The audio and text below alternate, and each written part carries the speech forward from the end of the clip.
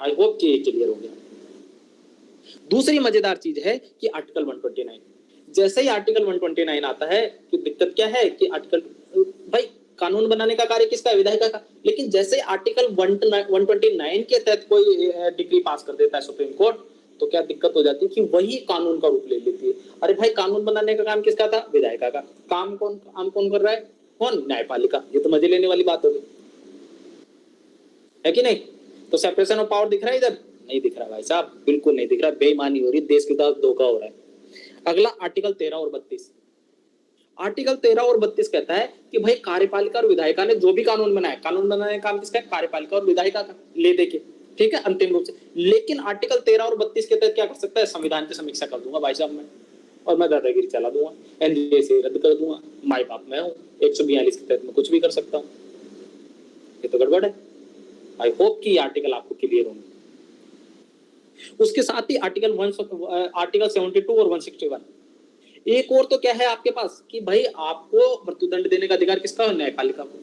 लेकिन उधर सजा देने का अधिकार न्यायपालिका को, न्याय करने का। लेकिन उधर वो राष्ट्रपति जाके कहता है कि भाई मंत्रिपरिषद ने बोला कि जाओ इसको माफ कर दो, राजीव गांधी के हत्यारों को माफ कर दो। बेईमानी है, कांग्रेस के साथ धोखा है। ठीक है, तो ऐसा धोखा नहीं है, एक्चुअली राष्ट्रपति का पावर है। ठीक, अगली बात समाधान सकते हैं न्यायिक निर्णय पर। अगला क्या है? आर्टिकल 61। आर्टिकल 61 ये एक्चुअली राष्ट्रपति पर महाभियोग की वो बात है कि राष्ट्रपति पर महाभियोग से रिलेटेड अगर कोई वो होता है तो उससे रिलेटेड है, तो उसको ये मोर देन सफिशिएंट यार, इतने कर लेना। इतने आर्टिकल लिख जाओगे ना तो वो नींद से जाग जाएगा।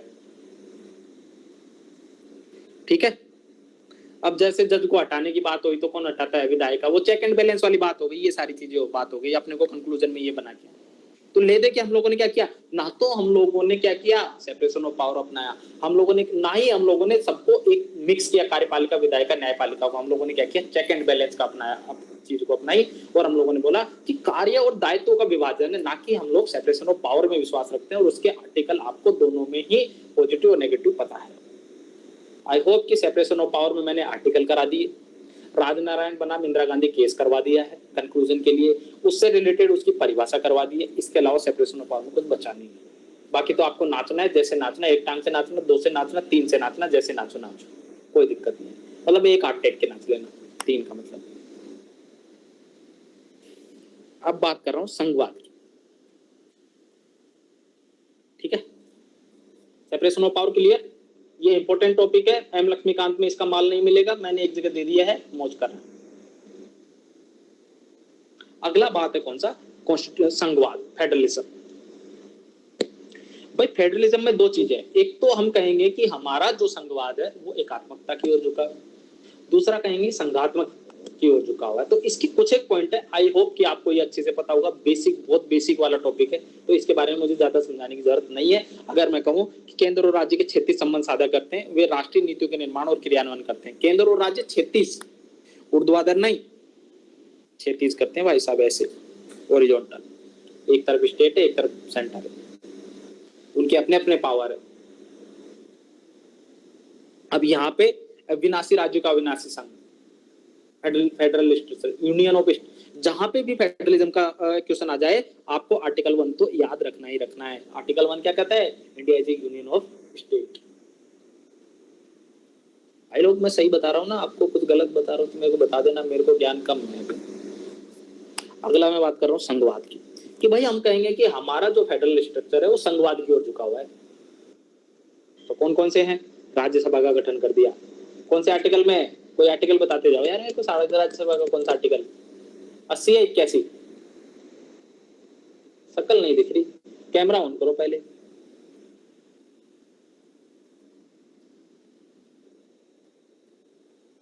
ठीक है, मैं ही पढ़ा लेता हूँ यार। अगला जीएसटी परिषद, ये नया एग्जांपल है। वित्त आयोग आर्टिकल 280, राज्य सूची का राज्य सूची, और कौन सा आर्टिकल है? 246। कितने विषय इधर? कितने विषय इधर? 61। ठीक है, संघीय न्यायपालिका, बेसिक स्ट्रक्चर का कंसेप्ट, और 263 अंतरराज्य परिषद। ये कौन से प्राविधान है जो कहते हैं कि हम लोग संघात्मक व्यवस्था में विश्वास करते हैं? ये पीडीएफ भेज दूंगा, थोड़ा बहुत लिखना है तो लिख लो, बस समझ लो यहाँ। ठीक है, जैसे कि आज तो समझ रहा, कुछ लिखने की जरूरत ही नहीं है इसको। इसको पता है कि पीडीएफ तो मैं मांग ही लूंगा। और मैं पीडीएफ भेजूंगा नहीं अब, तो लिख लो।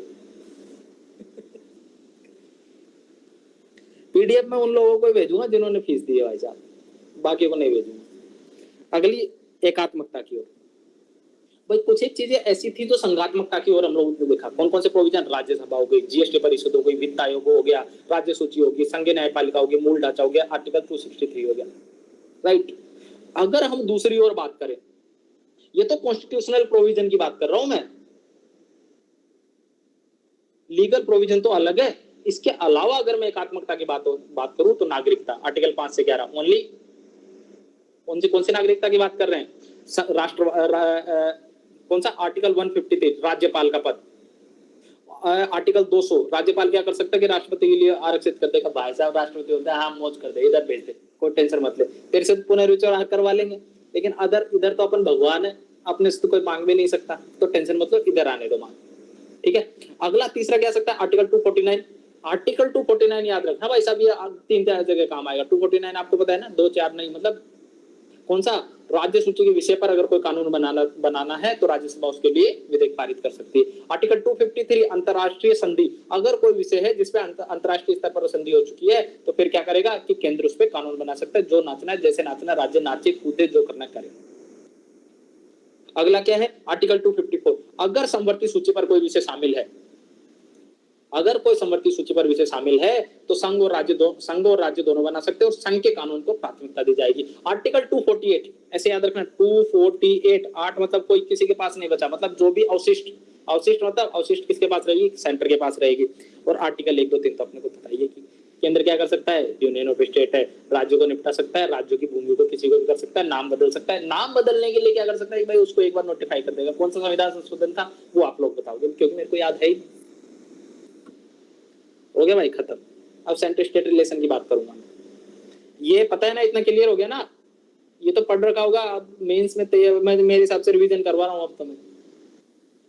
अब देखो ये थोड़ी सी आर्टिकल ना थोड़ी सी ज्यादा है, याद भी करवा दूंगा, थोड़ा सा दिमाग को क्लियर रखना, ठीक है।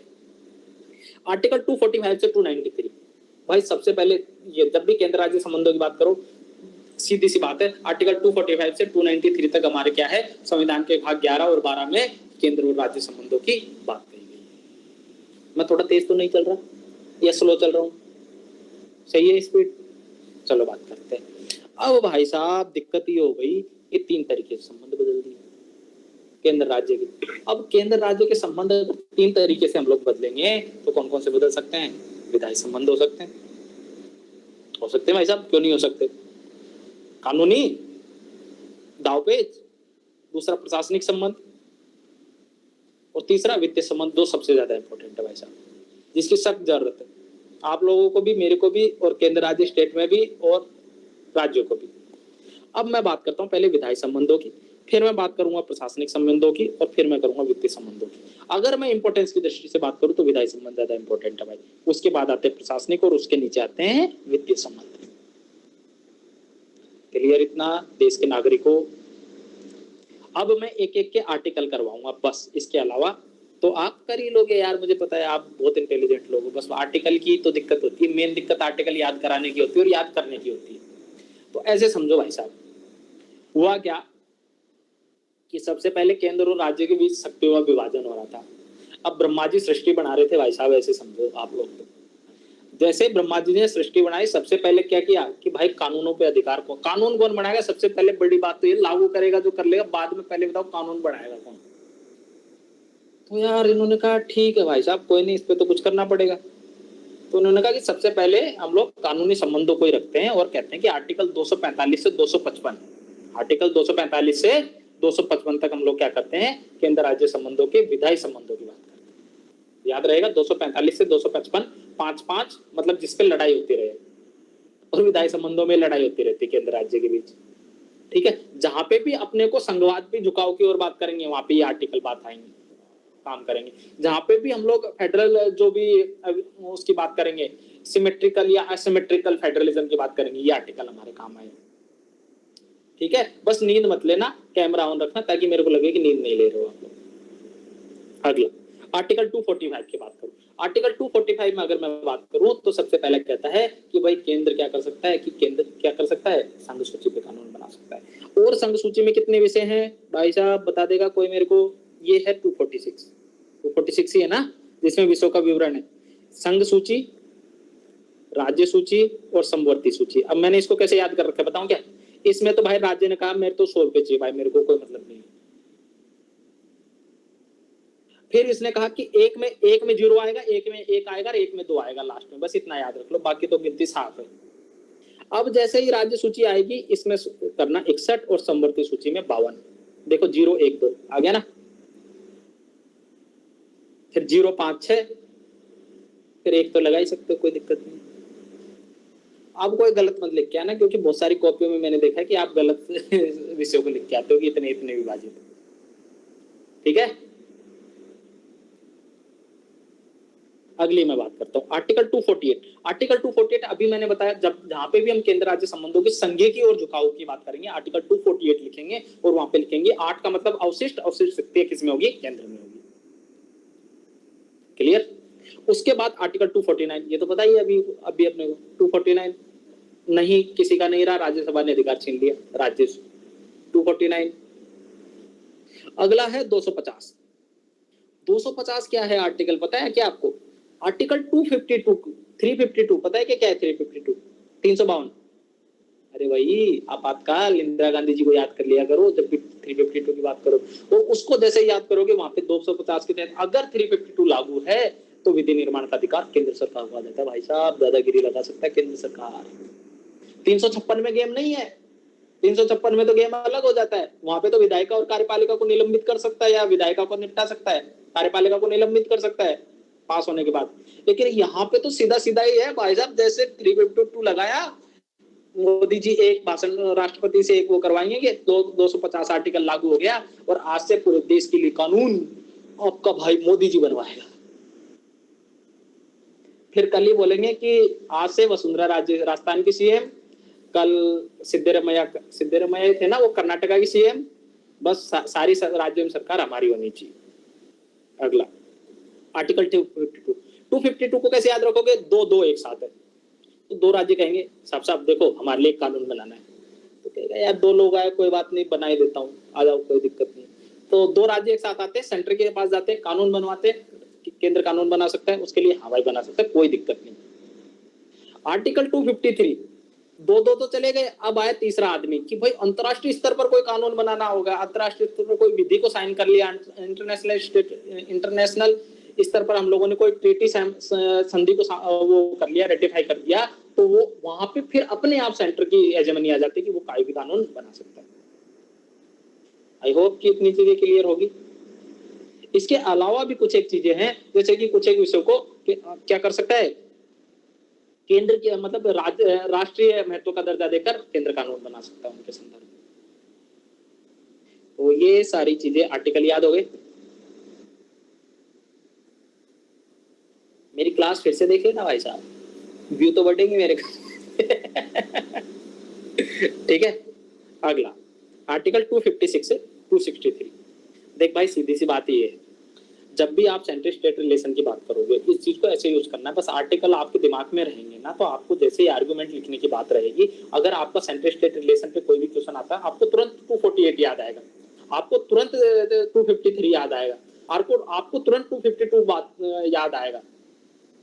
और वहां पे आपको लिखना है कि संविधान के आर्टिकल 252 के अनुसार क्या कर सकते हैं कि 2 राज्य एक साथ कानून बनवा सकते हैं भाई साहब, और तभी सिमेट्रिकल फेडरलिज्म की स्थापना कर सकते हैं हम लोग। ये आर्गुमेंट वहां का लिखना है और आपको ऐसे लिखना है।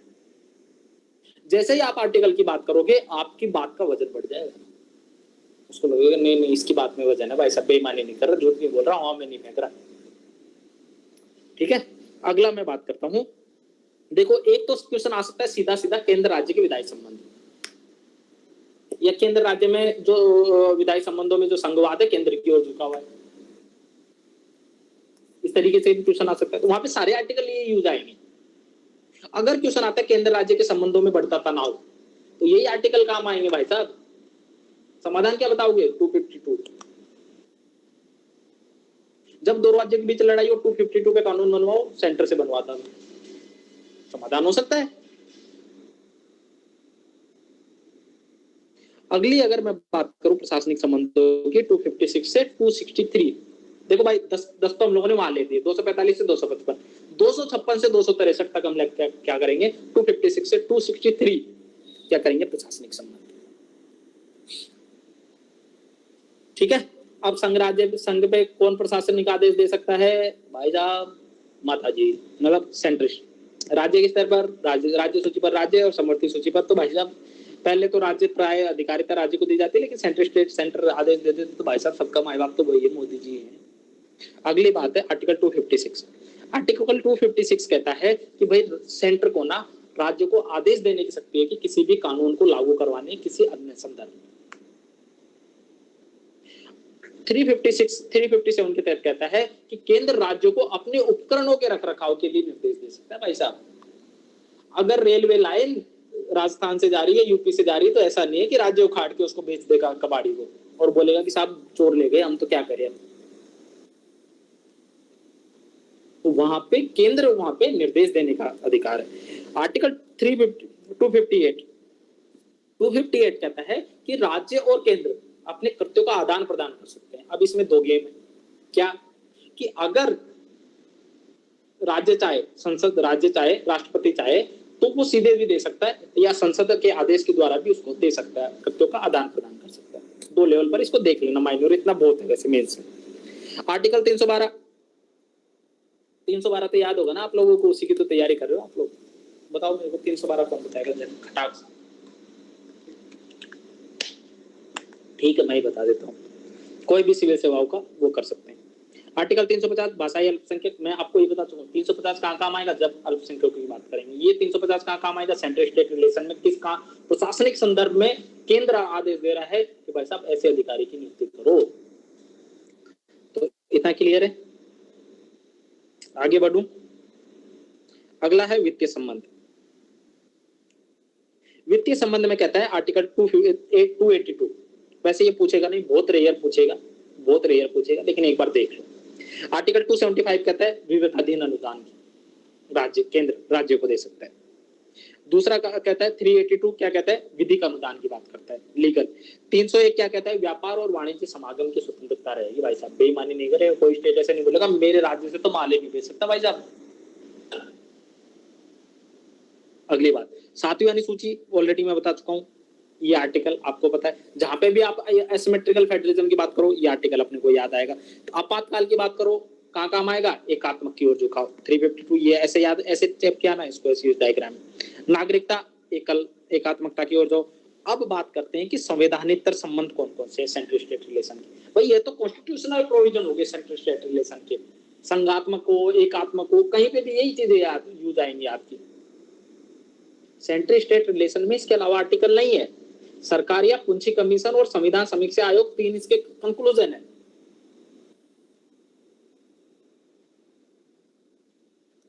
और मैंने आपको 2 किताबें भेजी है आपके उस पे व्हाट्सएप पे।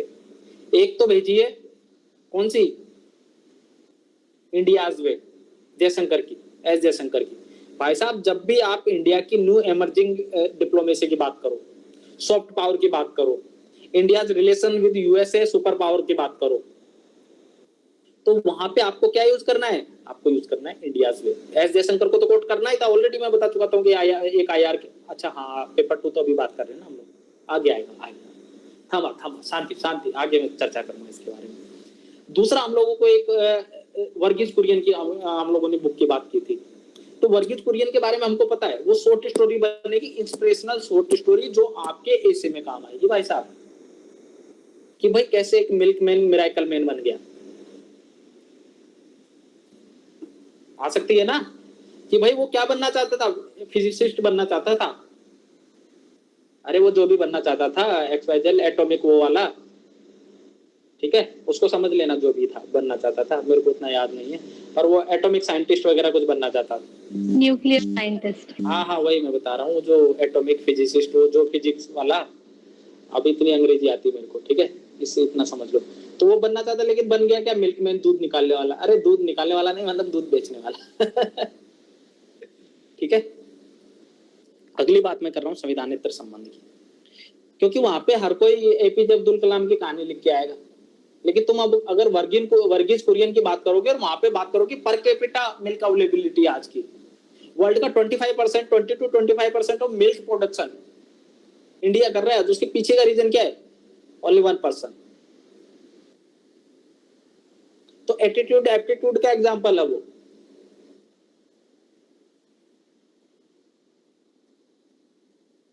समझ गए ना? एटीट्यूड क्या था उसका और एप्टीट्यूड क्या था, दोनों मैच नहीं हुआ, लास्ट में एटीट्यूड एप्टीट्यूड मैच हुआ और वो क्या बन गया? एटीट्यूड क्या था भाई? वो बनना, आप छोड़ो यार उसको, मैं ज्यादा डिटेल में जाता हूँ। मेरे को कल शिकायत आई कि आप ज्यादा डिटेल में बताने लग जाते हो बीच बीच में, ठीक है। संवैधानिक संबंध, केंद्र राज्य संबंधों के बीच तनाव के या सहभागिता के, आल एनआईए हो गया, एग्रीकल्चर बिल हो गया, सीबीआई वाला विवाद हो गया रिसेंट वाला। दूसरा नीति आयोग और योजना आयोग। अगला अपस्पा। अगला क्षेत्रीय परिषदें। अगला भौगोलिक और जनजातीय सामाजिक आर्थिक कारक, ये भी तो निर्धारक है सेंट्रल स्टेट रिलेशन के। कैसे भाई नॉर्थ ईस्ट और नॉर्थ ईस्ट किस तरीके से सेंट्रल स्टेट के बीच संबंधों में अलग तरीके से संबंध रखता है, पहाड़ी राज्य किस तरीके से अलग संबंध रखते हैं, और किस तरीके से राजस्थान का जो वेस्टर्न एरियाज है या वो बॉर्डर एरिया जो उनके साथ किस तरीके से संबंध है, और विशेष राज्य का दर्जा, ये ऑलरेडी मैं अभी इस पे बता चुका हूँ। तो ये सेंट्रल स्टेट रिलेशन के कंक्लूजन है, इसके अलावा कुछ नहीं। अब अगला क्वेश्चन आता है कि सेंटर जो है स्टेट में किस तरीके से नियंत्रण कर सकता है भाई साहब, ये भी बड़ी चीज है। अगला राष्ट्रीय महत्व का कोई विषय घोषित कर दे। इसका आर्टिकल मेरे को याद नहीं है, लिख लेना भाई, मैंने लिखा नहीं इसमें। Article 249, article 250, article 252, article 253, article 256, ये 300 और 244, ये ऑलरेडी मैं आपको सारे करवा चुका हूँ। बस ये बचा है जो मैं करवा देता हूँ कि आर्टिकल 244 क्या कहते हैं भाई साहब, कि 5th 6th शेड्यूल का प्रावधान है। और 5th और 6th शेड्यूल पढ़ लेना भाई साहब, बहुत ज्यादा इंपॉर्टेंट है, इस बार आ सकती है। बस हो गई खत्म।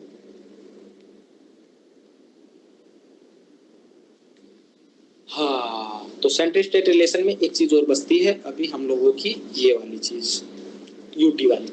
दिल्ली वाला मामला पता ही होगा, विधेयक पता है ना सबको, करंट अफेयर में अपडेटेड भी आ गया है। और जिसको मैंने बोला था, जिसको मैंने चिन्ह लगवाए थे, वो कृपया काम करें कि वो अपडेटेड मटेरियल की photo as soon as possible group पे डाल दे, ताकि सभी लोग उससे लाभान्वित हो सके। ये अलग बात है कि जिसको भी मैंने डाला है वो 2-4 नंबर ज्यादा ले आएगा, क्योंकि 2-4 दिन पहले पढ़ लिया होगा, पर उससे ज्यादा फर्क नहीं पड़ेगा। बाकी लोग अभी पढ़ लेना, ठीक है, उन टॉपिक्स। हम बात करते हैं अगला, केंद्र राज्य संबंध, केंद्र शासित प्रदेशों की। भाई साहब पहले क्या था कि हम लोगों ने ABCD में बांटा था राज्यों को, श्रेणी में। उसके बाद 7वां संविधान संशोधन होता है और हम लोगों ने नई श्रेणी बनाती केंद्र राज्य शासित प्रदेशों की, ठीक है। उसमें आर्टिकल 1(3) राज्य का भाग होगा। राज्य का भाग क्या क्या है? राज्य, अर्जी क्षेत्र और यूटी।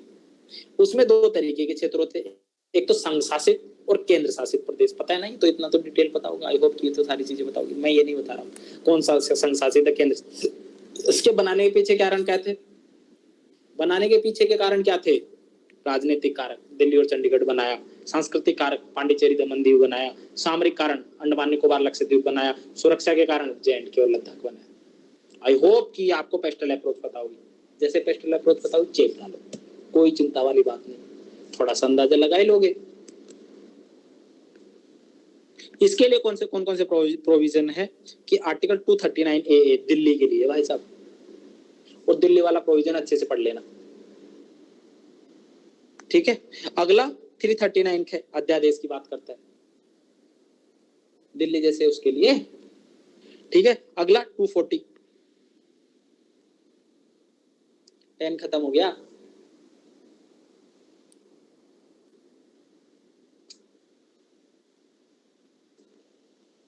अब फीस नहीं दोगे तो पेन ही खत्म होगी। पेन लाने के पैसे नहीं बचे। अरे कब आएगी तुमको दया, इससे IAS बनने वाले भावी अधिकारी। अभी तुम में करुणा नहीं है, करुणा का मूल्य अभी तुम्हें नहीं है, सहानुभूति समानुभूति जैसे मूल्य अभी नहीं है। देश को कैसे चलाओगे तुम लोग? ठीक है, चल गया। अगला आर्टिकल 240, राष्ट्रपति आदेश। से नियम निर्माण की बात करता है यूटीज के लिए, और आर्टिकल 241 यूटीज के लिए न्यायालय की बात करता है। ये ऑलरेडी मैं भेज दूंगा, तो इसमें कुछ नया है नहीं। लोकसभा के लिए आर्टिकल 81 है 530 + 20, ये थोड़ा सा देख लेना, क्योंकि कितनी संख्या हो जाएगी नए संसद के सदन में, कितनी संख्याओं की संभावित संख्या है 828, 888, 823 के आसपास है, मुझे एग्जैक्ट याद नहीं, लेकिन इतनी कुछ। भाई साहब लोकसभा अध्यक्ष यूपीएससी का प्यार है, तो इस पे जागरूक रहना। दल बदल लोकसभा अध्यक्ष, तो ये ऐसा टॉपिक है जो आपको आना चाहिए भाई साहब। अब मैं बात करता हूं इससे प्रोविजन से रिलेटेड कुछ। अगला मैं बात करता हूं, पहला है आर्टिकल 93 से 97 तक लोकसभा के अध्यक्ष के प्रावधान दिए गए हैं। इसका चयन एज सुन एज पॉसिबल होगा। लोकसभा में अब तक उपाध्यक्ष का चयन, मतलब अभी क्या है लोकसभा, ये तो वो फैक्ट है कि अभी लोकसभा में क्या हुआ, उपाध्यक्ष का चयन नहीं किया गया था, तो वो इशू था। एक प्रीलिम्स में भी इस टाइप के एक टेस्ट सीरीज वाले ने क्वेश्चन बनाया था, तो वो भी मस्ती में आके बना लिया था, तो ये कोई काम नहीं आएगी। लेकिन काम क्या है, ये आर्टिकल याद रख लेना, उसके कार्य क्या क्या कार्य क्या है। सदन का संचालन करना,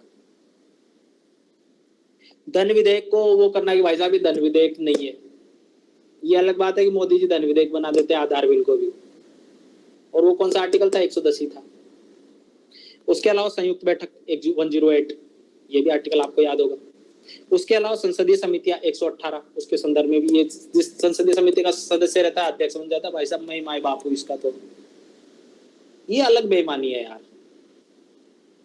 मतलब मैं जिस कमेटी का सदस्य बन गया उसका अध्यक्ष बन जाऊंगा यार, ये तो बेईमानी है ना यार। अगला, मतलब आदमी हो तो ऐसा ही हो कि जहां पे भी जाए मैं ही रहूंगा माई बाप। तो अगला दल बदल का अंतिम डिसीजन, ठीक है। कियोतो हलोहलवाद, कियोतो हलोहलवाद में बोलता है सुप्रीम कोर्ट कि भाई साहब आपने जो भी बोला है ना उसकी नेक्स्ट सुनवाई तो कर सकते हैं। इस दादागिरी मत रहो कि आपने जो बोल दिया अंतिम, हम आपके निर्णय की सुनवाई कर सकते हैं। अगला सदस्यों के निलंबन, सदस्यों का निलंबन भाई साहब जैसे आजकल न्यूज में था, अभी चल रहा था, वो किसी का कर दिया था ना इन लोगों ने सदस्यों का निलंबन, को सदस्यों का 2 दिन 3 दिन के लिए, या फिर किसी का सदन का पूरा सत्र भी निपटा सकते हैं। तो भाई साहब बच के रहना उधर। लेकिन दिक्कत ये है कि वोट पिटी का डिटेल है, मैं नहीं बता रहा अभी, ठीक है। राज्यसभा लोकसभा वाले के पास अधिकारिता रहती है कि वो निलंबन को रद्द कर सकते हैं, लेकिन वहां पे सदन के पास ये अधिकारिता रहती है कि वो निलंबन को रद्द कर सके राज्यसभा में। ये काम नहीं आएगी डिटेल, ठीक है। सदन पर संविधान में क्या प्रभाव, उसकी अंतिम व्याख्या करता है, अंतिम व्याख्या, ठीक है। वीवी गिरी जी कहते हैं कि भाई साहब वो ना जो अध्यक्ष है सदन का संरक्षक है।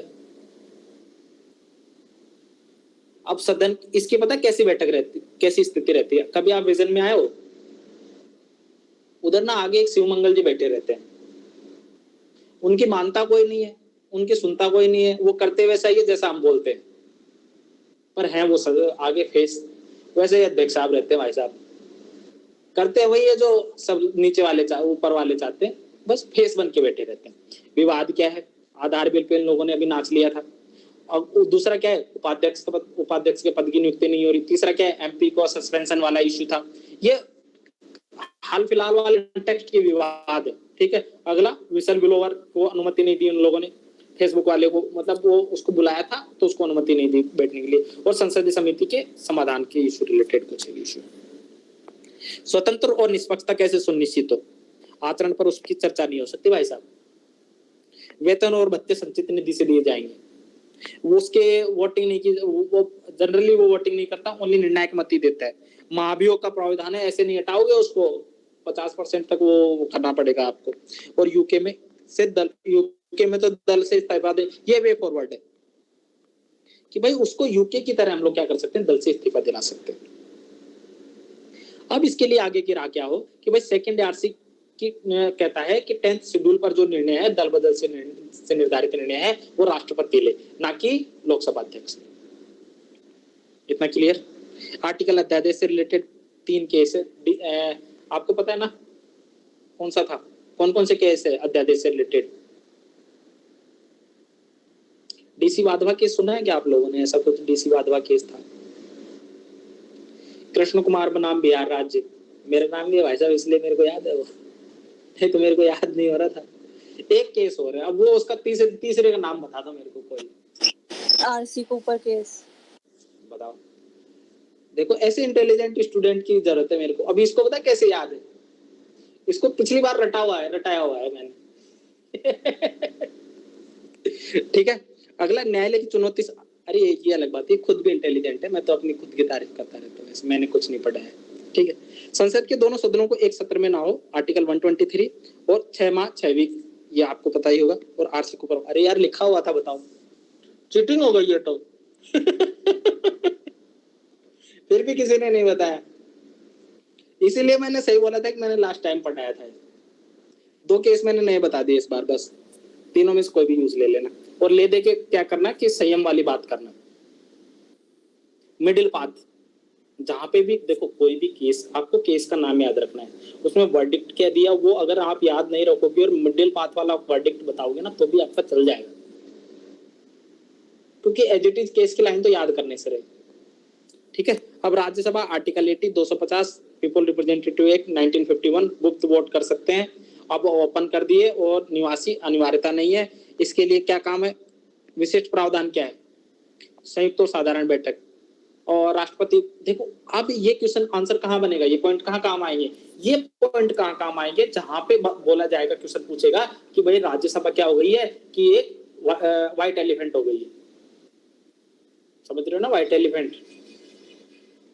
मेरी तरफ मत देखना, मैं तो ब्लैक एलिफेंट हो रखा हूँ आजकल, क्योंकि लाइट ही नहीं आ रही कैमरे पे।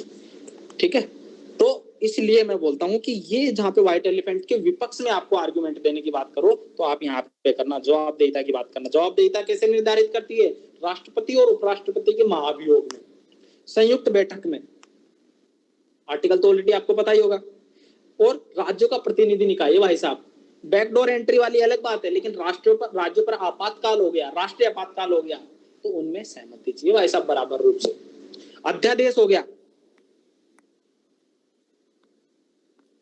तो ये कहीं ना कहीं किससे बेटर है, व्हाइट एलिफेंट तो नहीं है भाई साहब इन आर्टिकल के थ्रू। आर्टिकल आपको पता ही होगा, ये 123 है, राज्यों में 352, 356 हो गया, संयुक्त बैठक 108 हो गया, ये ऑलरेडी मैं बता चुका हूँ, तो इसमें कुछ नया है नहीं। ठीक है, चलो भाई चलते हैं,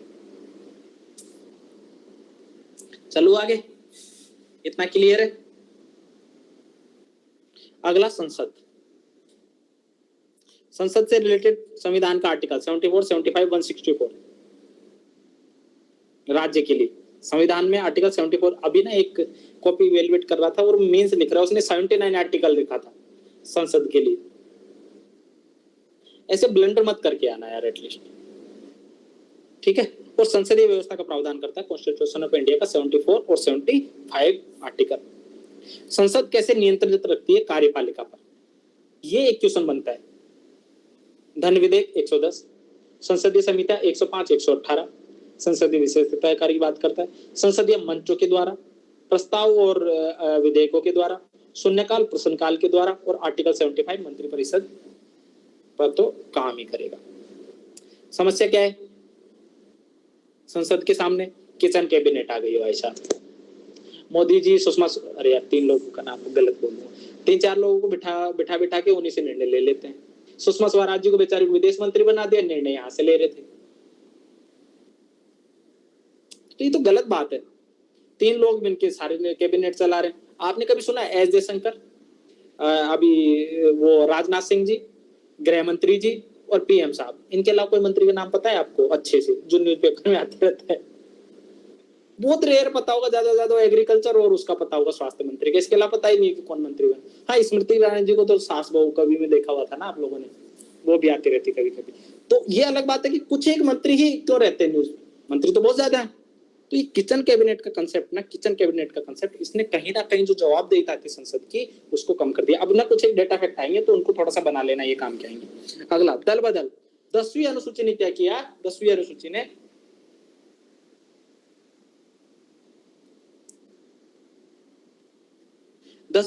ने हाँ यूट्यूब पे डालेंगे इस क्लास को, ठीक है, जिसको जाना है नींद आ रही है सो जाओ, कोई दिक्कत नहीं। बाद में मुझे बताया वैसे भी नहीं देखोगे, तो जैसे करना है कर लो, ठीक है। दूसरा क्या है, कमजोर विपक्ष। कमजोर विपक्ष की धारणा कैसी होगी, भाई साहब 10% ही नहीं ला रहे हैं, ये अलग बात है कि राहुल गांधी जी इस बार ज्यादा ले आए। ठीक है। अगला अगला बात कर रहे हैं अपराधीकरण की। अपराधीकरण की अगर मैं बात करूं तो ये देखो भाई साहब, ये डेटा है 15वीं लोकसभा में कितना था 29%, ये विधानसभा नहीं है लोकसभा, 16वीं में कितने 32%, और भाई साहब 17वीं में तो रिकॉर्ड तोड़ दिया 43%, अगली बार आएगा 75%। ऐसे नहीं लिखना है, मैं बता रहा हूँ। तो आप लोग जो जो भी गुंडा बनना चाहता है आप में से, भाई साहब पक्का मंत्री बनेगा। ये अलग बात है कि आईएएस बनने के बाद आईएएस बनना गुंडा वाली पिक्चर बनवाओ। अगला मैं बात कर रहा हूँ संसदीय बैठकों की। अब देखो भाई साहब, ये 15वीं 1950 में 120 दिन बैठकें होती थी संसद में, लेकिन अब घट के कितनी हो गई 17वीं लोकसभा में 34 दिन एवरेज। 16वीं में तो 65 दिन थी एटलीस्ट, अब तो 34 दिन हो गई भाई साहब संसद की बैठक। अगला डेटा मैं करवाता हूं कि भाई बिल संसदीय समितियों के पास बिल कितने गए हैं। स्टैंडिंग कमेटी पे जहां पे क्वेश्चन आए वहां पे ये आर्गुमेंट काम आएगा कि भाई 15वीं लोकसभा में तो इन लोगों ने बोला कि 71% बिल को भेजा संसदीय समिति के पास। जैसे ही गृह मंत्री जी बने अपने नए, उन्होंने क्या किया 11% बिल भेजना शुरू कर दिया। अरे अब तो मैं ही सरकार हूँ, मैं ही मंत्री हूँ, मैं ही राजा हूँ, सब कुछ मैं ही। 11% बिल भेजो, बाकी मैं सब देख लूंगा। तो ये डेटा काम में लेना है भाई साहब आपको।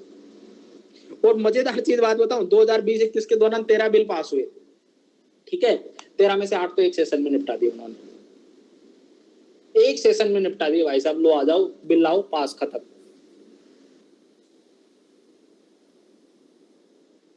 आई होप की चीजें क्लियर है। ये डेटा फैक्ट आपने कर लिया होगा। ये डेटा फैक्ट काम आएगा ही आएगा कहीं ना कहीं, डायरेक्ट इनडायरेक्ट।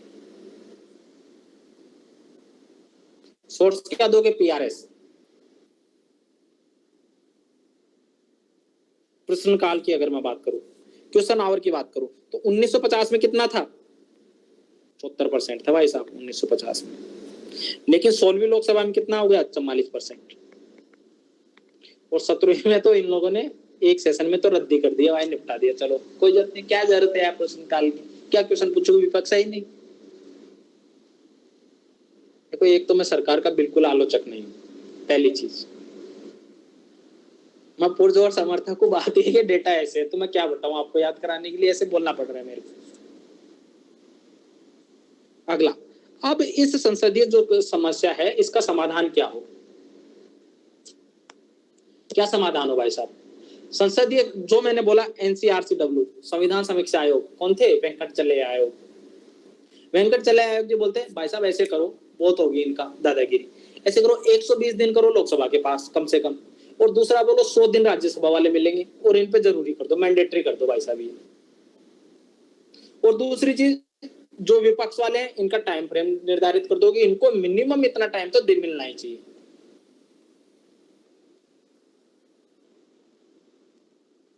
ठीक है, अभी ना मैं ये पूजा के पीछे ना वो चल रही है टीवी, उसमें मैं चित्र देखने लग गया, मूवी देखने लग गया। अगला है ब्रिटिश का शैडो कैबिनेट वाला कंसेप्ट। शैडो कैबिनेट का कंसेप्ट पता है क्या आप लोगों को। पता है यार, मैं क्या ही बताऊं, मैं तो छोटा मोटा आदमी, बस याद करा रहा हूं आपको।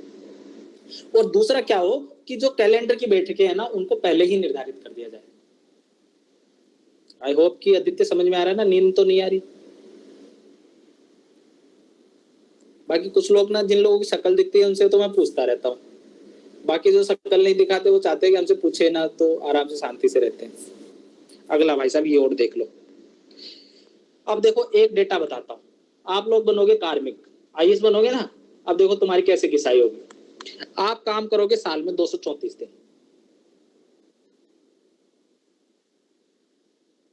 अब आप लोगों में से कोई जज बनने वाला है नहीं, ठीक है, ये मेरे को पता है, ठीक है। वो काम करते हैं भाई साहब 190 दिन, हाई कोर्ट वाले।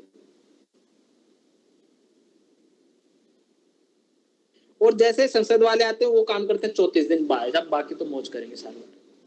तो बनने में क्या फायदा है संसद, आईएएस बन के क्या करोगे। अभी आईएएस बन जाओ, बाद में बनना संसद ही भाई साहब। 34 दिन काम करना है, कमाई 3 गुना। आज ही की रिपोर्ट है, कितने बिल ने, कितने अरबपति निकले पता है क्या।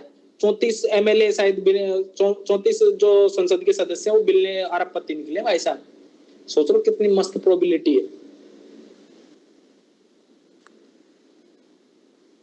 अगली बात, संसदीय मंच आपको पता है ना क्या है, पता है क्या संसदीय मंच क्या होता है। मैं नहीं बता रहा यार, इसको पढ़ लेना है। ठीक है, दल बदल वाला देख लो भाई साहब।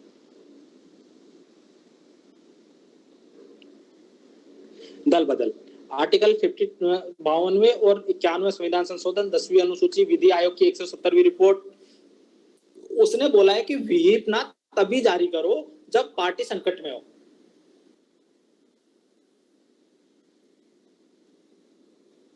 इसके बाद आपको क्योतो लोन केस पता ही है कि भाई इसकी अधिकारिता उन्होंने बोला कि भाई उसको दे दो।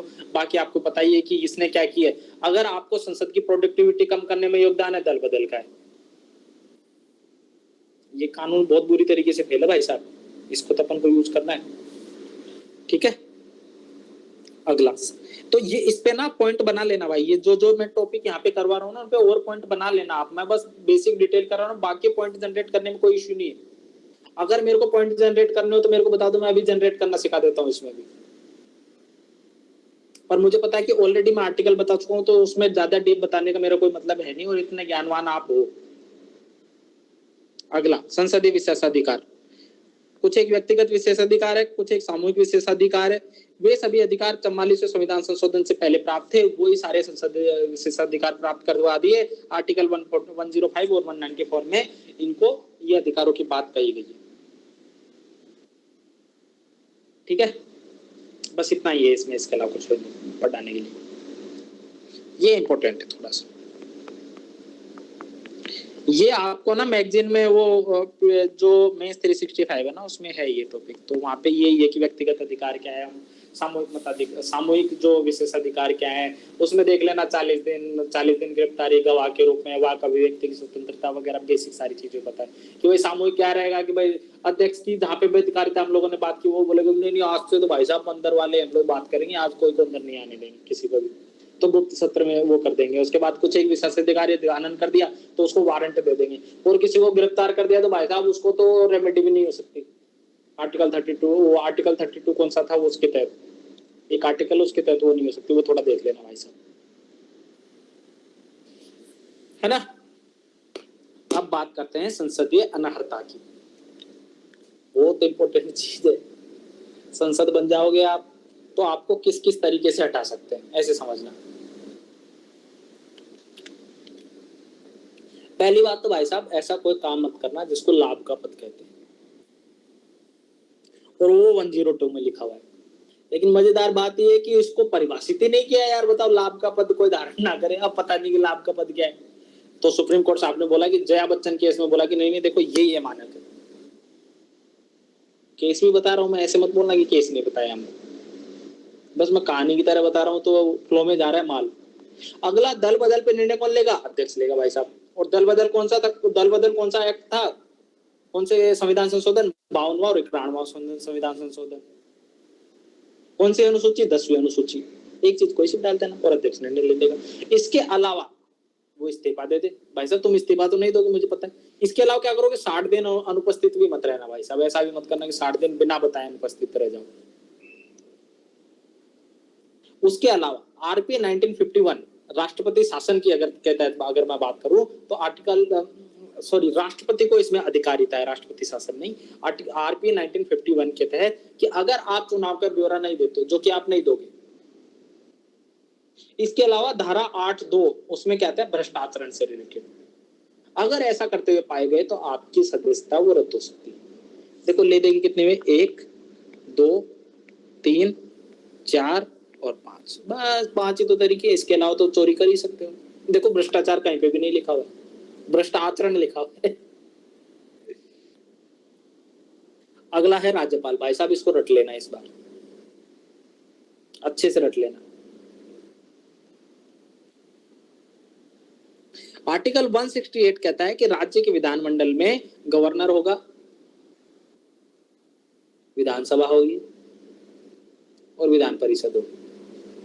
ये तीनों किसके अंदर इंक्लूड होंगे, इसके अंदर इंक्लूड होंगे। ठीक है,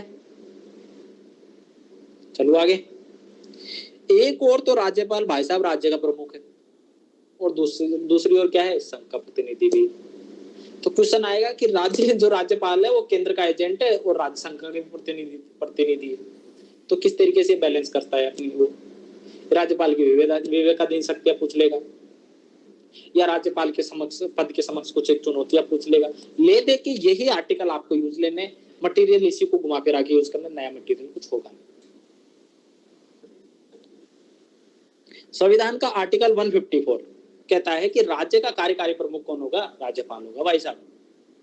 वो केंद्र का एकमात्र एजेंट नहीं है कि आप ऐसे बोलो कि साहब आप तो एजेंट हो केंद्र सरकार के, नहीं, वो संवैधानिक कार्यालय भी है। राज्य के जितने भी कार्य है ना उसी के नाम पे किए जाएंगे। ये आपका इंट्रोडक्शन है भाई साहब राज्यपाल का।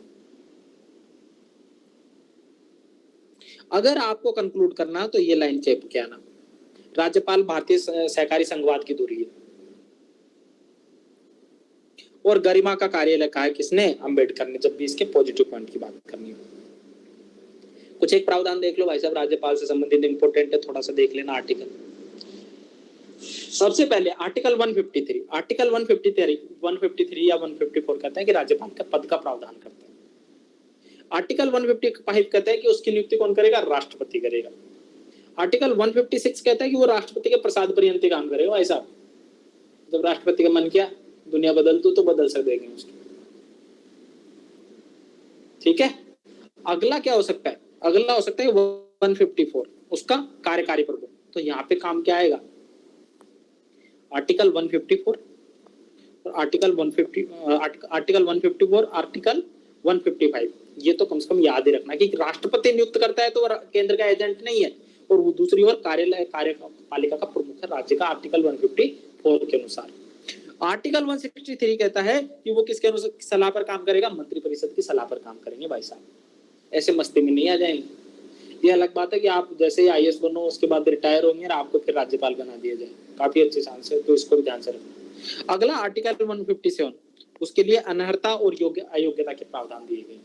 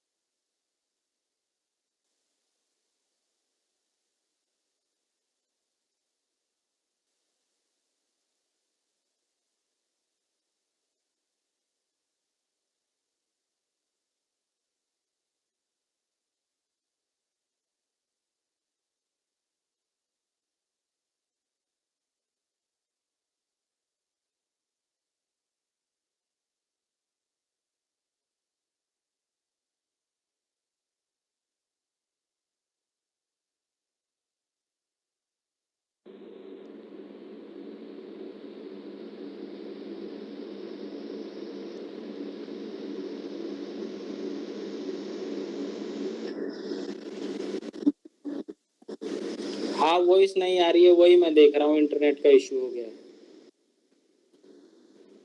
मैं ठीक कर रहा हूँ इसको, वेट कीजिए। हाँ अब आ गई तेज को आवाज। माफी चाहूंगा, आजकल इंटरनेट क्या है कि दिक्कत कर रहा है, पता नहीं क्यों। क्या आपका सही चल रहा है? आपके पास पैसा है ना, मेरे पास नहीं है। अगला मैं बात कर रहा संविधान की, ठीक है। कॉन्स्टिट्यूशन में राज्यपाल से विवेकाधीन प्रावधान कौन कौन से? आर्टिकल 200 आपको पता है ना, आर्टिकल 200 क्या है। उसके अलावा 356 आपको पता होगा, article 5th and 6th schedule राष्ट्रपति राज्यपाल को विवेकाधीन शक्ति है। और आर्टिकल 171 विधान परिषद में एक 1/6 सदस्यों को मनोनीत करने का अधिकार देता है। हालांकि मंत्रिपरिषद की सलाह पर काम करता है कहीं ना कहीं, लेकिन विवेकाधीन की तो बात कही गई है। दूसरा, प्रधानमंत्री से या मुख्यमंत्री से कोई भी जानकारी मांग सकता है भाई साहब। लेकिन अव्यक्त शक्तियां भी है, सरकार बनाने के लिए किसको प्राथमिकता दे, गठबंधन की सरकार में किसको प्राथमिकता दे, सदस्य को बर्खास्त करना है तो कैसे करे बहुमत न होने पर, और अविश्वास प्रस्ताव के संदर्भ में क्या निर्णय ले। अब ये राष्ट्रपति और राज्यपाल की विवेकाधीन शक्तियों में तुलना है भाई साहब, ऐसे कैसे डायग्राम बना देना। आर्टिकल 53 राज्यपाल राष्ट्रपति की बात करता है, जबकि 154 राज्यपाल की बात करता है। इसमें 74 सीधा कहता है कि मंत्रिपरिषद की सलाह पर काम करेगा। वहां पे भी देखो 89 जोड़ देना, +89, वहां पे क्या बोलेगा? मंत्रिपरिषद की सलाह पर काम करेगा। 42वें और 44वें संविधान संशोधन में बोल दिया कि भाई मंत्रिपरिषद की सलाह बाध्यकारी है इसके लिए। लेकिन ऐसा कुछ प्रोविजन भाई साहब के लिए नहीं है, समझे। तो आर्टिकल 123 अध्यादेश वाली बात है, 13 के तहत विधि का भाग है। अगला सेपरेशन ऑफ पावर का उल्लंघन है, आर सी कुपर वाला ऑलरेडी आपको मैं बता चुका हूँ, ठीक है। तो राष्ट्रपति जी की तो विवेकाधीन शक्ति सीमित है, लेकिन यहाँ पे आर्टिकल 200 के तहत विवेकाधीन शक्ति है, यहाँ पे भी आर्टिकल 200 का पावर है, वो तो विवेकाधीन शक्ति है भाई इसकी। अगला अगर मैं बात करूं 161 तो समाधान शक्तियों की बात करता है, आर्टिकल 200 विधि का आरक्षित करने की बात करता है, आर्टिकल 356 विवेकाधीन शक्ति 356 के तहत कि भाई साहब राज्यपाल ही तो बताता है कि इसको जरूरत है कि नहीं है, लगवाना है कि नहीं लगवाना है। उसके अलावा 199 धन विधेयक जेबी विटो से related, article 244 fifth and six schedule है ये बताइए, आर्टिकल 371 विभिन्न राज्यों में विशिष्ट प्रावधान। आर्टिकल 371 याद है क्या? होगा ना भाई, कुछ एक राज्यों के लिए विशिष्ट प्रावधान है, तो ये सारी चीजें थी। अब राष्ट्रपति से रिलेटेड कुछ एक शक्तियां हैं, उसके बाद कितने पेज हो गए? अभी तो यार 10 पेज और बच रहे हैं, तो हम लोग 10:30 तक जाएंगे, कंप्लीट कर देंगे, पॉलिटी खत्म कर देंगे, आर्टिकल और इंपॉर्टेंट चीज।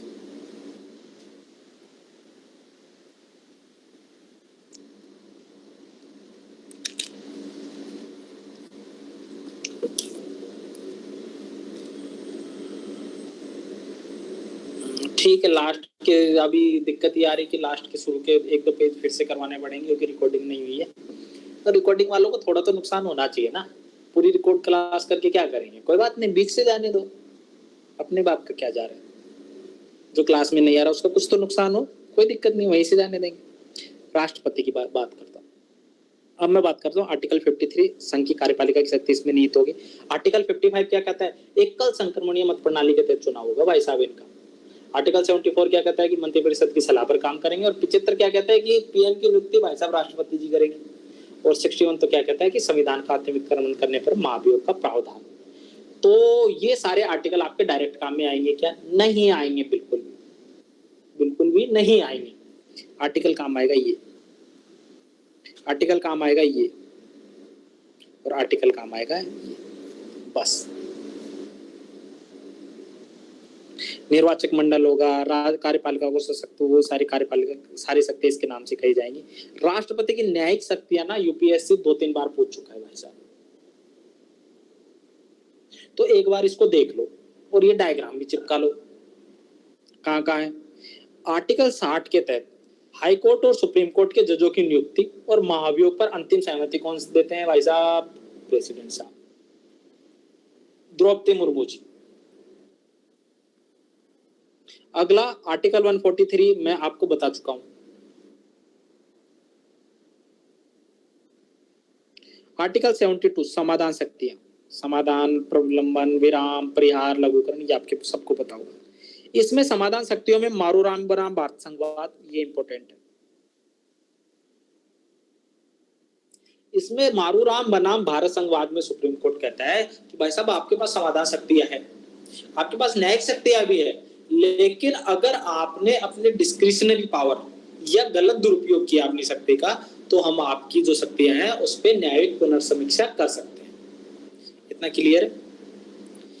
पूर्व सुधाकरवाद, उसमें उन्होंने, सुप्रीम कोर्ट बोलता है ऐसे क्या हुआ कि देख मारूराम जो मरने वाला था उसको मारूराम बना भारत संघवाद, तो उन्होंने बोला भाई साहब मरने वाला ही हूं, तो तुमने किस आधार पर इसको मारने की कोशिश की? तो उसने कहा कि हाँ देखो ये आधार नहीं चलेगा, आपको बेसिक आधार ना हम न्यायपालिका इसमें हस्तक्षेप कर सकती है। मारूराम समझ में आ गया कहां से कनेक्ट करना है।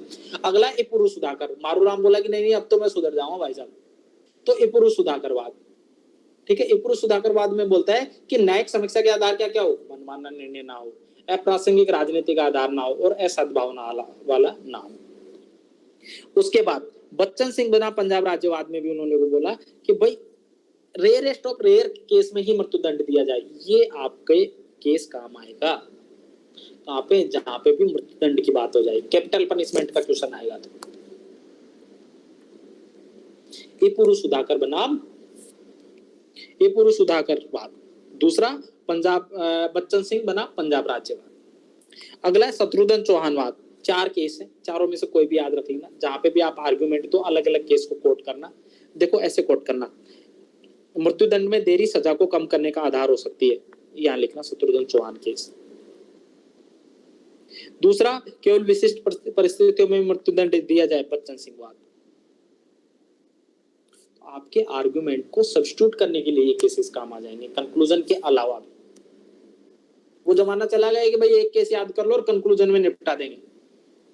अब तो यहाँ पे एक एक आर्गुमेंट के पीछे आप लिखो ना कि भाई पुरु सुधाकरवाद मेरे को याद है, उसमें भी कोई पॉइंट होगा उसके पीछे डाल दो। बच्चन सिंह वाद भी याद है कि भाई मृत्युदंड रेयरेस्ट ऑफ रेयर केस में दिया जाए। शत्रुघ्न चौहान केस याद है मेरे को भाई साहब, मृत्युदंड में देरी सजा कम करने का आधार और आनुपातिकता का सिद्धांत का अनुपालन हुआ। यहाँ पे मृत्युदंड से रिलेटेड आपके 3-4 केस थे, वो हो गए। आर्टिकल आपको पता ही है, आर्टिकल 72 राष्ट्रपति की समाधान शक्तियां और कौन कौन से प्रावधान है, ये सारी चीजें कंप्लीट। तो कैपिटल पनिशमेंट क्लियर, राष्ट्रपति की समाधान शक्तियां क्लियर, दोनों मैंने एक साथ करवा दिए भाई साहब। अगला, राष्ट्रपति की प्रशासनिक शक्तियां, पीएम की नियुक्ति होगी या विभिन्न बहुत सारी नियुक्तियां हैं, उनसे संबंधित है वो आप अपना सिस्टम चार्ज कर लो।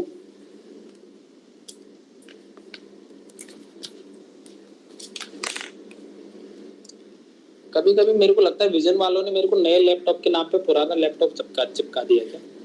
2 ही घंटे बैटरी चलती है।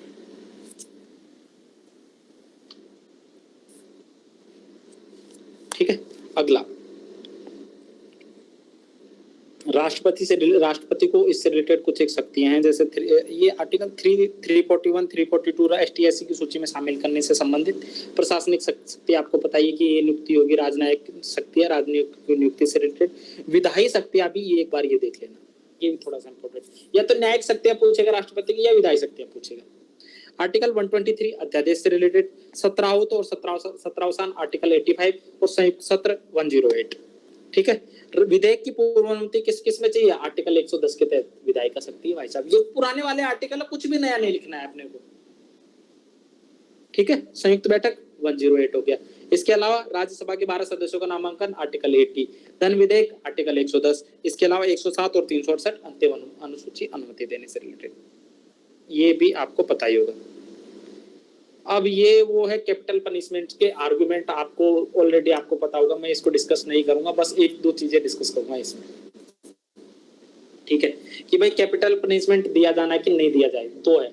जैसे कि कैपिटल पनिशमेंट के पक्ष में बात करो कि अपराधी को समा देना, निरपराध के खिलाफ दंड होगा, निवारक की भूमिका निभाता है। ठीक है, सऊदी अरब जैसे देशों में तो निपटाए देते हैं। ठीक है, उसके अलावा सऊदी अरब में अपराधों की गति कम हुई है, जैसे मृत्युदंड बढ़ाया है। इंडिया में तो पता है कि मृत्युदंड मिलेगा नहीं, तेजाब फेंक जाते हैं, लड़कियों पे गोली मार देते हैं। जैसे ही ये पता चल जाए कि भाई हम गोली मार देंगे मृत्युदंड मिल जाएगा, भाई साहब कम हो जाएगा मटेरियल, और तुरंत मिले ना, देरी क्यों हो उसमें। अगला, सामूहिक अंतरात्मा झकझोरने वाले विवादों के रेयरेस्ट ऑफ रेयर केसों में 13 वर्षों में 8 लोगों को फांसी दी हम लोगों ने। ये डेटा याद रख लेना, बस एनसीआरबी का डेटा कर लेना है, किसी का भी डेटा कर लेना। तो और 14 केसों में, 14 प्रकार के केसों में ही केवल हम लोग फांसी दे रहे हैं। विधि आयोग की 262वीं रिपोर्ट कहती है कि मृत्युदंड को समाप्त कर दे, केवल राष्ट्र के खिलाफ होने पर ही दंड दिया जाए, rarest of the rare case में ही मृत्युदंड दिया जाए। और वो कहती है कौन सी रिपोर्ट, आर्टिकल 262 मृत्युदंड 2-6 राजस्थान में बोलते हैं 2, दे दो भाई साहब, सबको मृत्युदंड दे दो, लेकिन rarest of the rare case में क्षमा कर दिया जाए कि भाई उसको सुधरने का मौका दिया जाए। ठीक है, ये एक निवारक नहीं है। द्रौपदी मुर्मू जी कहती है कि भाई देरी से निर्णय लेना भी गलत बात है, उनको माफ कर दो। ठीक है, विधि आयोग ने भी बोला है कि भाई आतंकवादी जैसी गतिविधियों में तो क्षमा मत करो कम से कम। और सबसे मजेदार चीज है कि 2/3 देशों ने ना, एमनेस्टी इंटरनेशनल कहता है कि 2/3 देशों ने ना मृत्युदंड को बैन कर दिया है, और आर्टिकल 21 का भाग है, इसको कैसे अलग कर सकते हो। ठीक है, अब ये ऑलरेडी डेटा है कि 3751 केसों में 4 से 5 लोगों को दंड दिया गया है अब तक दंड का, ये डेटा। विधान परिषद अब नहीं आएगा क्योंकि ये उस टाइम के लिए इम्पोर्टेंट था 2021 के लिए, और 2021 में आ भी गया है ये क्वेश्चन। तो 169 के निर्माण से संबंधित है, ये मैप बनना था 8 राज्य जहाँ पे है। 171 क्या है, इसके आकार और सदस्यों की नियुक्ति करता है। 172 क्या है, 6 वर्ष का कार्यकाल होता है, ये इसके सदस्यों का चुनाव है। और ये व्हाइट एलिफेंट, ठीक है, इसके गठन का ये डायग्राम बनता है इसमें जनरली। ठीक है, इस गठन क्या होगा, 1/3 से अधिकतम सदस्य, 40 सदस्य न्यूनतम हो गए, 2/3 प्लस 50% से बिल पास करना पड़ेगा। 171 के तहत संरचना तय करेगा कौन, केंद्र सरकार, उसके बाद राष्ट्रपति अनुमति दे देगा। अधिकारता क्या है, संशोधन और वापस लेने की, समानता, साधारण बिल, सीएम की नियुक्ति, अध्यादेश की, और विधान परिषद, विधानसभा से अधिकृत है विधान परिषद। लेकिन मजेदार बात पता है क्या है, अगर मैं कहूं विधान परिषद और राज्यसभा की तुलना, तो कर लोगे ना, आर्टिकल काम आएंगे वहां पे, ठीक है, आर्टिकल 249, आर्टिकल 312, आर्टिकल 80, दूसरी ओर कौन से आएंगे, आर्टिकल 171, आर्टिकल 169। आई होप कि क्लियर होंगे ये आर्टिकल, ये कहानी भी आपको समझ में आ गई होगी, कौन ज्यादा मजबूत है कौन ज्यादा कमजोर है ये भी आपको पता होगा। बैकडोर एंट्री किसके लिए कही जाएगी, व्हाइट एलिफेंट किसको कहा जाएगा, 3 महीने बिल रोकने वाला किसको कहा जाएगा, 14 दिन बिल रोकने वाला किसको कहा जाएगा। आई होप कि ये सारी चीजें क्लियर होगी। वहां पे भी राज्यसभा के भी लिए सेम चीज इंपॉर्टेंस रहेगी कि भाई सीएम की पीएम की नियुक्ति, अध्यादेश पर अनुमति चाहिए, साधारण बिल पर भी अनुमति चाहिए, 3 माह में पुनर्विचार, ये वाली बात वहां पे कैंसिल हो जाएगी। उसके अलावा वहां पे तो बराबर अधिकारिता है, उसके अलावा महाभियोग से रिलेटेड अधिकारिता से रिलेटेड है। अब मंत्रिमंडल ने, मैं नहीं पढ़ा रहा भाई साहब, कैबिनेट कमेटी 8 है, ये थोड़ा ध्यान रख लेना। कार्य विधान नियमावली 1960, ये इसको यूज करना ही करना है। कार्य क्रियान्वयन नियमावली 1960 के अंतर्गत कार्य करती है। संविधानेतर निकाय है मंत्रिमंडलीय कमेटियां, कैबिनेट कमेटी। अंतरराज्य संबंध, ये थोड़ा सा इंपॉर्टेंट है भाई, राज्य और राज्यों के संबंध।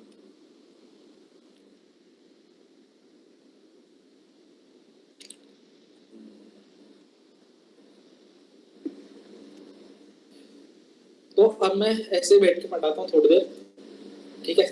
तो अब मैं बात कर रहा था किसकी, भाग 11।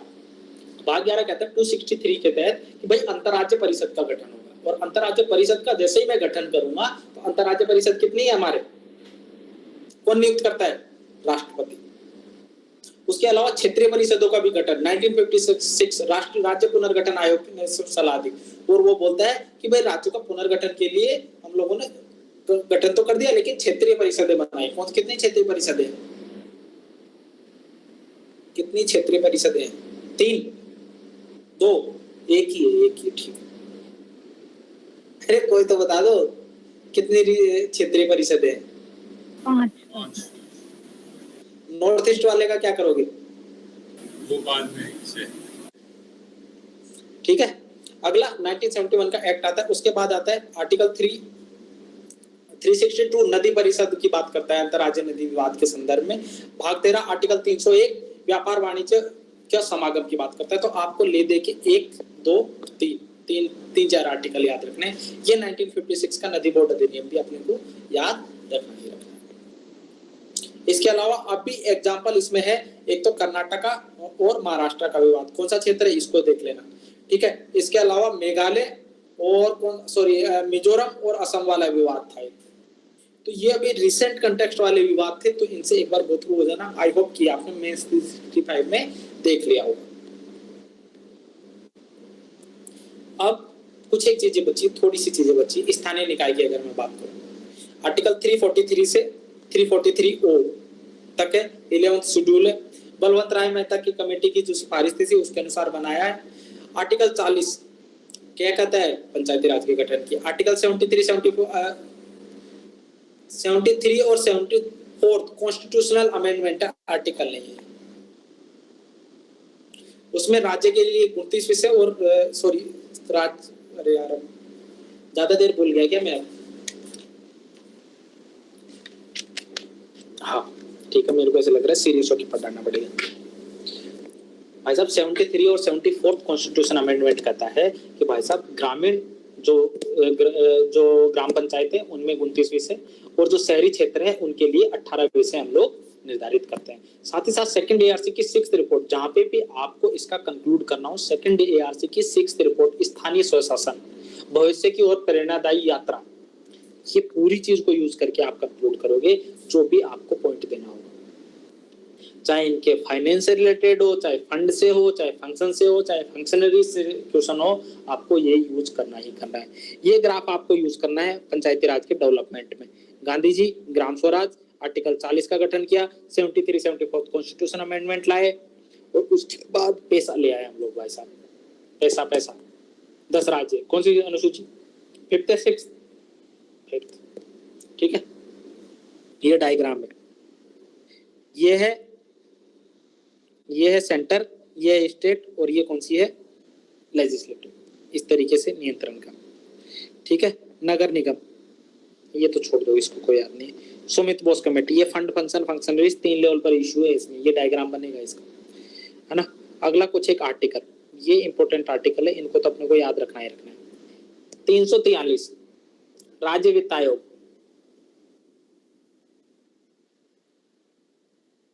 343 आई, 343 डी, आय का मतलब इनकम, आय का मतलब इनकम, इनकम मतलब वित्त आयोग, राज्य वित्त आयोग का गठन। डी मतलब डेमोक्रेसी, डेमोक्रेसी मतलब महिलाओं को आरक्षण 1/3। और जेड डी का मतलब क्या है, क्या 243 होंगे ना सर आर्टिकल? अरे हाँ, अरे यार 343 होगा यार, गलत तो नहीं लिख दिया मैंने, ये कंफ्यूज मत कराओ यार। हाँ 243, सॉरी ये गलत लिख रखा है मैंने, ये पुराने नोट्स है भाई साहब, समाप्तार्थी भाई साहब 243। आई डी और जेड डी योजना आयोग के बारे में प्रॉब्लम क्या है, फंड फंक्शन फंक्शनरीज के लेवल, आय के लेवल पर, ठीक है। टाइड फंड दे दिए वित्त आयोग ने। अगला वही HDFL ITO चेप हो गया ना तो भी चल जाएगा इसमें प्रॉब्लम में, फंड का इश्यू हो गया। प्रशासनिक निर्भरता, ओवर स्ट्रक्चर्ड है। अगला क्या है, शक्ति व क्षतिज वितरण नहीं है, राज्य वित्त आयोग का गठन नहीं करते, तो सरपंच पति का कंसेप्ट है। 29 विषय दे दिए लेकिन उनका विषयों का हस्तांतरण ही नहीं किया, ठीक है। समानांतर सरकार का गठन कर देते हैं, ठीक है। कि भाई हरियाणा में क्या किया, हरियाणा रूरल डेवलपमेंट एजेंसी बना डाली, तब वो इश्यू हो गया अपने आप में। RBI की रिपोर्ट आती है पंचायती राज इंस्टीट्यूशन पे, वो कहता है कि वित्त आयोग में ओनली 1% कितना परसेंट योगदान है, 1% योगदान देते हैं उनकी इनकम का, बाकी तो वो सेंटर और स्टेट से पे डिपेंडेंट है। और 70% जो पैसा है ना वो पेंशन और प्रशासनिक खर्च में खर्च कर देते हैं। डुअल बर्डन है, एक तो क्या करते हैं 1% पैसे कमाई करते हैं, 99% सेंटर और स्टेट पे डिपेंडेंट है, और दूसरा सेंटर स्टेट से जो पैसा आता है ना उसको भी पेंशन में निपटा देते हैं, प्रशासनिक खर्च में निपटा देते हैं। आप लोगों में से कोई ग्राम वो सचिव वचिव तो नहीं है, पटवारी जो पैसे खाता हो इसमें। समाधान क्या है, स्थानीय प्रतिस्पर्धाओं, हरियाणा का इंद्रधनुष कार्यक्रम बेस्ट प्रैक्टिस भी है, कर लो कुछ, ठीक है। हरियाणा का इंद्रधनुष कार्यक्रम क्या था कि इन लोगों ने क्या किया कि हरियाणा की जो कुछ पंचायतें थी उनमें वो करवा दी कंपटीशन, कौन सा बेटर काम कर रही है। आकांक्षी जिला कार्यक्रम जैसे था। अगला कर लगाने का अधिकार दिया जाए, राजकोषीय जिम्मेदारी भी दी जाए हम लोग। अगला HR वापस बुलाने का अधिकार हरियाणा का, राइट टू रिकॉल। अगला लेखा परीक्षा सोशल ऑडिट अनिवार्य की जाए केरला का। ओम्बुड्समैन उनका बना दिया जाए। टेक्नोलॉजी का यूज किया जाए, दिशा डैशबोर्ड हो गया, प्रिया सॉफ्ट हो गया, सब पता होगा ना आपको प्रिया सॉफ्ट क्या है, दिशा डैशबोर्ड क्या है, ये मैं नहीं बता रहा। प्रिया सॉफ्ट आएगा सोशल ऑडिटिंग में, दिशा डैशबोर्ड आएगा सारी निगरानी एक जगह में। संस्थागत और कैपेसिटी बिल्डिंग हो, फंड फंक्शन फंक्शनरीज के लेवल। ई गवर्नेंस का प्रयास क्या है, ऑडिटिंग के लिए हम लोग प्रिया सॉफ्ट ले आए, भ्रष्टाचार के लिए सोशल ऑडिट ले आए, स्वामित्व योजना किसके लिए आए, भूमि विवादों से संबंधित। ई मित्र क्या ले आए, कियोस्क से रिलेटेड। ग्राम स्वराज अभियान क्या ले आए, सशक्तिकरण के लिए। ग्राम संवाद हो गया वित्तीयन के लिए, ये सारी चीजें हम लोग इसके लिए ले आए। बोन प्लेटफॉर्म तो आपको पता ही है, ये ऑलरेडी मैं बता चुका हूँ कि 1% मतलब 1% उन लोगों RBI की रिपोर्ट थी, ठीक है। वो टोटल इनकम का भी 60% जो कमाते हैं किससे, प्रॉपर्टी टैक्स से कमाते हैं भाई साहब। अब न्यायपालिका बची है बस, और बाकी गेम खत्म। न्यायपालिका से रिलेटेड 3 सुप्रीम कोर्ट के केस आपको पता है क्या, फर्स्ट जजवास, सेकंड जजवास, थर्ड जजवास। आर्टिकल 124 से 147 सर्वोच्च न्यायालय की बात करता है। आर्टिकल 3 जजवास कहता है कि कॉलेजियम की नियुक्ति से रिलेटेड प्रावधान करता है। आर्टिकल 124 जजों की नियुक्ति का प्रावधान है। न्यायिक पुनरावलोकन आर्टिकल 13, 32, 226, 132 के तहत किया गया है, ठीक है। आर्टिकल 137 कहता है कि स्वयं के निर्णयों पर पुनर्विचार कर सकता है कौन, न्यायपालिका। ठीक है, विधायिका के कार्यों पर चर्चा नहीं करेंगे, ऑलरेडी हम लोग डिस्कस कर चुके हैं। महाभियोग 124 याद रख लेना भाई, 124 महाभियोग, ये काम आएगा, काम आएगा। 146 ये न्यायपालिका की स्वतंत्रता से रिलेटेड काम आएगा, जहां पे भी न्यायपालिका की स्वतंत्रता की बात करेंगे हम लोग, तो वहां पे कौन सा काम आएगा? 146। 144 क्या काम आएगा? जो सभी नागरिक निकाय हाई कोर्ट के सहायक रूप में काम करेंगे, जितने भी निकाय है जो नीचे वाले। सुप्रीम कोर्ट की कुछ एक अधिकारिता है। 142 पूर्ण न्याय की। 129 अभिलेख न्यायालय की ऑलरेडी मैं करवा चुका हूँ। ठीक है। 143 सलाहकारी अधिकारिता, रिट अधिकारिता आर्टिकल 32-226 के तहत, और मूल अधिकारिता 131 के तहत। सुप्रीम कोर्ट की मूल अधिकारिता पता है ना क्या क्या है? मैं नहीं बता रहा, अपीलीय अधिकरण की तरह काम करेगा। ये तो आपको याद रखने की जरूरत नहीं है, क्यूरेटिव पिटीशन वाला याद रख लेना 137। ठीक है। सुभाष चंद्र अग्रवाल बनाम भारत संघवाद, उसने बोला कि सीजेआई का ऑफिस है वो आरटीआई के दायरे में। सुभाष चंद्र अग्रवाल बनाम सुप्रीम कोर्ट ऑफ इंडिया, उसमें आरटीआई। अब एक चीज है न्यायिक सक्रियता और न्यायिक समीक्षा। ठीक है, ये ऑलरेडी मैं ना अलग एक डॉक्यूमेंट, अगर मेरे को टाइम मिला तो कुछ एक केस और कुछ एक चीजें मैं और करवाऊंगा, क्योंकि वो अलग जगह थी। अभी बस इसको कंप्लीट कर लो कि भाई 13-32-226 के तहत क्या हो सकता है? न्यायिक समीक्षा। लेकिन 142 क्या कहते हैं? न्यायिक सक्रियता की बात करेगा। संविधान की रक्षा करना किसका काम है? न्यायिक समीक्षा के। लेकिन संविधानवाद की रक्षा किसका है? न्यायिक सक्रियता। कॉन्स्टिट्यूशन और कॉन्स्टिट्यूशनलिज्म आपको पता होगा। मिनर्वा बिलवाद में इन्होंने बोला कि न्यायिक समीक्षा मूल ढांचे का भाग है। अब ये 3 तलाक, सबरीमाला, 377 ये सुधारवादी निर्णय न्यायिक सक्रियता का भाग है। एक तरीके से खत्म। जब भी आप नागरिक और सरकार के बीच संबंधों की बात करो तो 3 तरीके से नागरिक और सरकार के बीच संबंध चलते हैं। न्यायिक व्यवस्था के थ्रू, वोट के थ्रू और विरोध के थ्रू। ये 3 वे तरीके हैं सरकार का विरोध करने का। न्यायिक व्यवस्था के थ्रू, वोट से उनको वोटिंग मत दो, और तीसरा विरोध कर दो शांति को। ऐसा मत, जहां पे भी आप यूएपीए की बात करो।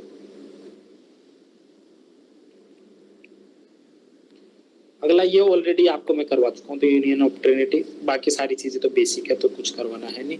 तो पॉलिटी का जो आर्टिकल वाला पार्ट था, जो क्वेश्चन आ रहे हैं, वो हम लोगों का कंप्लीट हो गए। अब जो चीजें चलेंगी उसको हम लोग नेक्स्ट उसमें करेंगे, क्या? गवर्नेंस के साथ। जो मेरे हिसाब से कल या परसों हम लोग गवर्नेंस या पॉलिटी के कुछ एक इंपॉर्टेंट टॉपिक हैं जो आपको लगता है कि करने चाहिए, या पॉलिटी के इंपॉर्टेंट टॉपिक में या तो लगा चुका हूँ, मैं और एक बार देख लूंगा कल, वो मैं आपको डिनोट करवा दूंगा। और उसके बाद हम लोग साथ ही कल आईआर कर देंगे।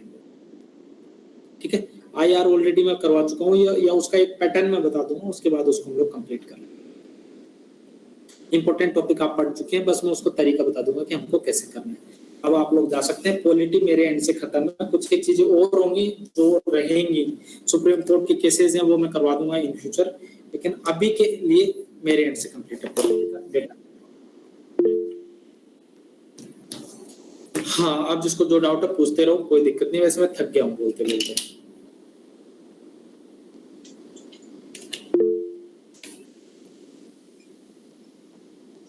Thank you so much sir, good night sir. Law commission में कैपिटल पनिशमेंट क्या कहते हैं, बस दोबारा बता दो। जो भी बोल रहा है ना फिर से बोलना भाई, मेरे पास आवाज नहीं आ रही थी।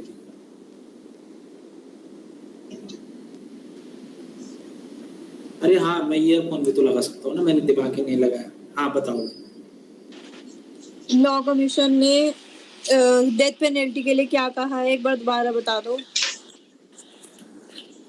लॉ कमीशन बोलता है कि डेथ पेनल्टी ना प्राइमरी रूप से अवॉइड की जानी चाहिए, प्राइमरी रूप से अवॉइड की जानी चाहिए, rarest of the rare case में दी जानी चाहिए, जैसा कि ऑलरेडी शत्रुघ्न चौहान केस में कहा है।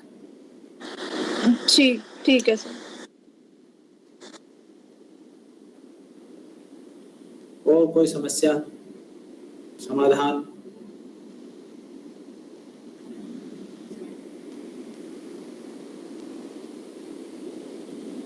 पीडीएफ भेज दूंगा यार, भेज दूंगा पीडीएफ।